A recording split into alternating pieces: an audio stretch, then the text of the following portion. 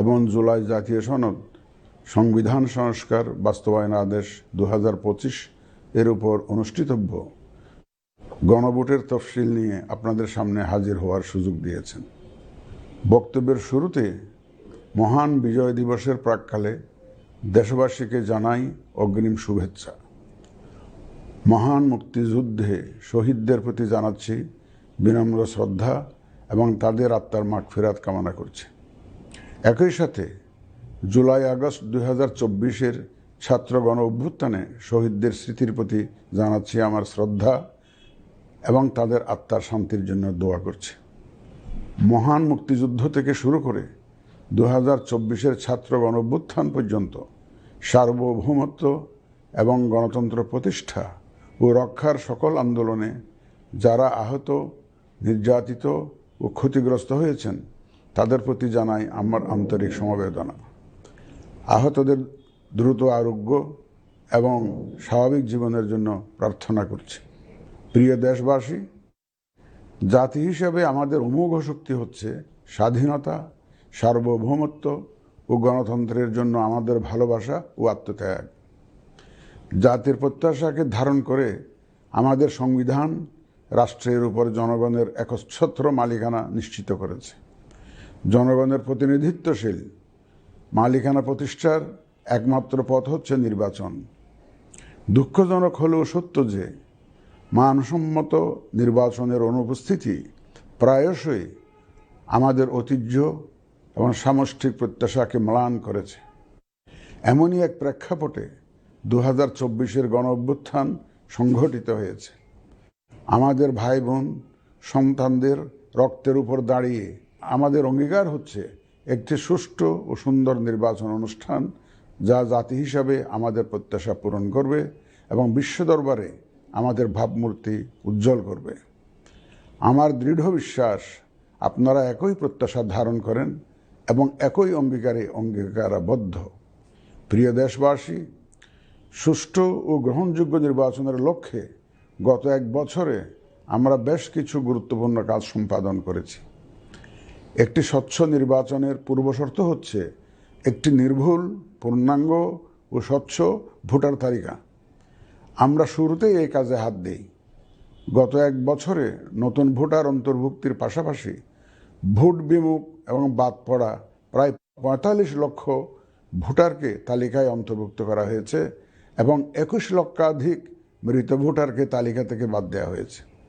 নারী ভোটারদের যথাযথ অন্তর্ভুক্তির অভাবে পুরুষের সাথে নারী ভোটারের ব্যবধান বেড়ে প্রায় 29 লক্ষে গিয়ে দাঁড়ায়। বাদ পড়া নারী ভোটারদের মাঝে সচেতনতা সৃষ্টির মাধ্যমে সেই ব্যবধান উল্লেখযোগ্যভাবে কমিয়ে আনা হয়েছে। আইন সংশোধন করে ভোটার হওয়ার যোগ্যতার তারিখ প্রতি বছর 1 জানুয়ারির পরিবর্তে কমিশন কর্তৃক নির্ধারিত দিনে নির্ধারণ করা হয়েছে। এর ফলে 31 অক্টোবর 2025 পর্যন্ত যোগ্য তরুণ ভোটারগণ ভোট দিতে পারছেন। গত 18 নভেম্বর প্রকাশিত তালিকা অনুযায়ী বর্তমানে দেশে ভোটারের সংখ্যা দাঁড়িয়েছে 12,76,95,183 জনে। এর মধ্যে পুরুষ ভোটারের সংখ্যা 6,48,14,907 জন এবং নারী ভোটারের সংখ্যা 6,28,79,042 জন। গত এক বছরে নির্বাচন কমিশনের সক্ষমতা বৃদ্ধির পাশাপাশি সংশ্লিষ্ট সকলের জবাবদিহিতা বাড়াতে আমরা বহুবিধ আইনি ও কাঠামোগত সংস্কার সম্পন্ন করেছি। গণপ্রতিনিধিত্ব আদেশ এবং রাজনৈতিক দল ও প্রার্থীদের আচরণবিধিতে যথাযথ পরিবর্তন, সংশোধন ও পরিমার্জন করা হয়েছে। নির্বাচন ব্যবস্থা সংস্কার কমিশনের বিভিন্ন সুপারিশের পাশাপাশি নির্বাচন কমিশনের নিজস্ব মূল্যায়ন ও অংশীজনের পরামর্শের ভিত্তিতে এসব সংস্কার করা হয়েছে। এই উদ্যোগ সফলভাবে সম্পন্ন করতে সহযোগিতার জন্য আমি অন্তর্বর্তীকালীন সরকার, নির্বাচন ব্যবস্থা সংস্কার কমিশন ও জাতীয় ঐকমত্য কমিশন সহ সকল অংশীজনদের জানাই আমার কৃতজ্ঞতা। প্রিয় দেশবাসী, বিভিন্ন কারণে এবারের নির্বাচন আমাদের জাতির ইতিহাসে অনন্য ও গুরুত্বপূর্ণ। প্রথমত, প্রকৃত গণতান্ত্রিক ধারা পুনঃপ্রতিষ্ঠার পাশাপাশি কাঙ্ক্ষিত সংস্কার প্রশ্নে সিদ্ধান্তের নির্বাচন এটি। এবার জাতীয় সংসদ নির্বাচন ও গণভোট একই দিনে অনুষ্ঠিত হবে, যা একটি নতুন অভিজ্ঞতা। দ্বিতীয়ত, সংশ্লিষ্ট সকল রাষ্ট্রীয় ও গণতান্ত্রিক প্রতিষ্ঠানের জন্য এই নির্বাচন হচ্ছে সক্ষমতা প্রমাণ করে ভাবমূর্তি পুনরুদ্ধারের অনন্য সুযোগ। তৃতীয়ত, দীর্ঘ গণতান্ত্রিক আন্দোলন সংগ্রামের পর দেশের স্বার্থে রাজনৈতিক দলসমূহের মাঝে সৌহার্দ্যপূর্ণ গণতান্ত্রিক প্রতিযোগিতার ধারা প্রবর্তনের দাবি রাখে এই নির্বাচন। চতুর্থত, প্রায় অকার্যকর পোস্টাল ভোট ব্যবস্থাকে পরিমার্জন করে এই নির্বাচনে একটি কার্যকরী রূপ দেয়া হচ্ছে। বিশেষ করে বাংলাদেশের অন্যতম চালিকা শক্তি আমাদের রেমিটেন্স যোদ্ধা তথা প্রবাসী বাংলাদেশি ভোটারদের প্রথমবারের মতো ভোটের আওতায় আনা হচ্ছে। একইভাবে প্রথমবারের মতো ভোটের আওতায় আসছেন আইনি হেফাজতে থাকা ভোটারগণ। এছাড়াও নিজ নির্বাচনী এলাকার বাইরে কর্মরত সরকারি কর্মচারী এবং নির্বাচন অনুষ্ঠানের সাথে সম্পৃক্ত ব্যক্তিগণ পোস্টাল ব্যালটের মাধ্যমে এবার ভোট দিবেন। প্রিয় ভোটারবৃন্দ, ভোট আপনার শুধু নাগরিক অধিকারই নয়, বরং পবিত্র আমানত ও দায়িত্ব। এই দায়িত্ব সচেতনভাবে আপনারা পালন করবেন, এ আমার বিশ্বাস। যে কোনো ভয়ভীতি, প্রলোভন, প্রবঞ্চনা এবং সীমাবদ্ধতার ঊর্ধ্বে উঠে নিঃসংকোচে আপনাদের ভোটাধিকার প্রয়োগ করুন। আপনাদের নিরাপদ ও উৎসবমুখর অংশগ্রহণ নিশ্চিতকল্পে সংশ্লিষ্ট সকল প্রতিষ্ঠান ও বাহিনী কাজ করবে। ধর্ম, গোত্র, গোষ্ঠী, লিঙ্গ নির্বিশেষে সকলে এই আনন্দ আয়োজনে অংশগ্রহণ করুন। পরিবারের প্রতিবন্ধী, বয়স্ক ও সন্তান সম্ভবা মা সহ সকলকে নিয়ে ভোট দিতে আসুন। আমি আশা করি আপনাদের স্বতঃস্ফূর্ত অংশগ্রহণের মাধ্যমে ভোটের অনুষ্ঠান উৎসবে রূপ নেবে। প্রবাসে বসবাসরত প্রিয় ভোটারগণ, প্রবাস থেকে ভোটদানের জন্য নিবন্ধন কার্যক্রম গত 18 নভেম্বর থেকে চলমান আছে। আগামী 25 ডিসেম্বর পর্যন্ত পোস্টাল ভোট বিডি অ্যাপের মাধ্যমে পৃথিবীর যে কোনো স্থান থেকে ভোটদানের জন্য আপনারা নিবন্ধন করতে পারবেন। আপনারা এই সুযোগ গ্রহণ করে ভোটে অংশ নিন, দেশ গঠনে আপনাদের অধিকার বুঝে নিন। প্রবাসী ভোটারগণ ছাড়াও দেশের ভিতরের 3 ধরনের ভোটার পোস্টাল ব্যালটে ভোট দিতে পারবেন, যা ইতিমধ্যে উল্লেখ করেছি। প্রবাসী ভোটারগণের পাশাপাশি এই 3 ধরনের ভোটারগণ আগামীকাল থেকে শুরু করে আগামী 25 ডিসেম্বর 2025 পর্যন্ত পোস্টাল ভোট বিডি অ্যাপের মাধ্যমে এবং নির্ধারিত পদ্ধতিতে পোস্টাল ভোটের জন্য নিবন্ধন করতে পারবেন।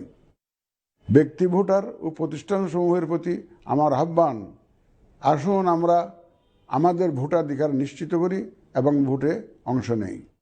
প্রিয় দেশবাসী, বর্তমান সময়ে সামাজিক যোগাযোগ মাধ্যমে বিভিন্ন বিভ্রান্তিমূলক তথ্য ছড়ানো হয়ে থাকে। বিশেষ করে কৃত্রিম বুদ্ধিমত্তা ব্যবহার করে অসত্য তথ্য ও অপতথ্যের বিস্তার দিনকে দিন বেড়ে চলেছে। প্রতিপক্ষ দল ও প্রার্থীকে হেয় করার পাশাপাশি নারীদের প্রতি বিদ্বেষমূলক প্রচারণা আমাদের ঐতিহ্যকে ক্ষুণ্ণ করে এবং নির্বাচনকে কলুষিত করে। দেশের প্রচলিত আইন অনুযায়ী এসব রোধে প্রয়োজনীয় ব্যবস্থা গ্রহণ করা হবে। আপনাদের প্রতি আমার বিশেষ অনুরোধ, অসত্য এবং অসৎ উদ্দেশ্যে প্রচারিত কোনো তথ্যে কান দিবেন না, গ্রহণ করবেন না।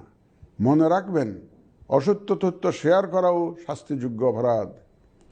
আমি এবার নির্বাচনে অংশগ্রহণে ইচ্ছুক প্রার্থী এবং দলসমূহের প্রতি 2-1টি কথা বলতে চাই। আসুন আমরা আচরণবিধি মেনে একটি শান্তিপূর্ণ ও উৎসবমুখর নির্বাচন নিশ্চিত করি। শান্তিপূর্ণ সহাবস্থান এবং পারস্পরিক শ্রদ্ধা নিশ্চিত করে ভোটারদের বিশ্বাস ও আস্থা অর্জনই হোক আপনাদের লক্ষ্য। নির্বাচনে দায়িত্ব পালনকারী প্রিয় সহকর্মীবৃন্দ, নির্বাচন কমিশন স্বচ্ছতা, নিরপেক্ষতা এবং দৃঢ়তার সাথে দায়িত্ব পালনে বদ্ধপরিকর। কমিশনের অংশ হিসাবে আপনারা নির্ভয়ে সততা ও নিরপেক্ষতার সাথে দায়িত্ব পালন করবেন। মনে রাখবেন, এ ব্যাপারে কোনো শিথিলতা বা গাফিলতি সহ্য করা হবে না। একটি সুন্দর ও গ্রহণযোগ্য নির্বাচন অনুষ্ঠানে সংবাদ মাধ্যম ও পর্যবেক্ষক সংস্থার সহকর্মীদের ভূমিকা অপরিসীম। আপনারা স্বাধীনভাবে সর্বোচ্চ পেশাদারিত্ব, নিরপেক্ষতা ও বস্তুনিষ্ঠতার সাথে আপনাদের দায়িত্ব পালন করবেন, এটিই আমাদের প্রত্যাশা। প্রিয় দেশবাসী, আমি এ পর্যায়ে নির্বাচনী তফসিল তথা নির্বাচন সংক্রান্ত সময়সূচি ঘোষণা করছি। আগামী 2026 সালের ফেব্রুয়ারি মাসের 12 তারিখ রোজ বৃহস্পতিবার 300 আসনে ত্রয়োদশ জাতীয় সংসদ সাধারণ নির্বাচন এবং একই সাথে জুলাই জাতীয় সনদ সংবিধান সংস্কার বাস্তবায়ন আদেশ 2025-এর উপর গণভোট অনুষ্ঠিত হবে।